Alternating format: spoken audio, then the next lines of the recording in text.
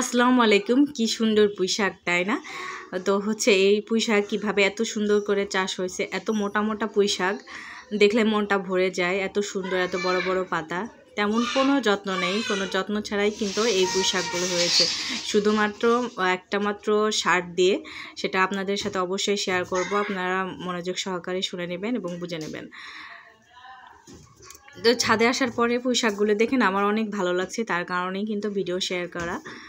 তো দেখেন কত সুন্দর পুঁই শাক, মাশাআল্লাহ মাশাআল্লাহ, অনেক মোটা মোটা ডগা। টবের মাটিতে যে এত সুন্দর, এত মোটা মোটা ডগার পুঁই শাক হয়, না দেখলে বিশ্বাসই করতে পারবেন না, তাই আপনাদের সাথে শেয়ার করলাম।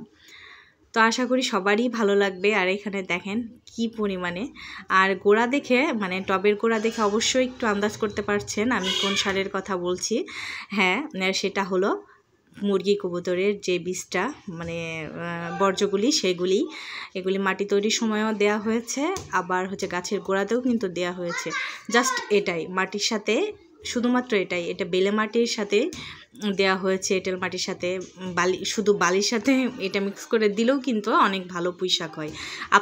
আপনাদের কাছে যদি এই মুরগি কবুতরের ময়লাটা থাকে, তো অবশ্যই আপনারাও এভাবে পুঁই শাক করবেন। কোনো রকমের কোনো ক্ষতি হয় না। এত সুন্দর পুঁই শাক খুব অল্প দিনেই কিন্তু হয়ে যায়।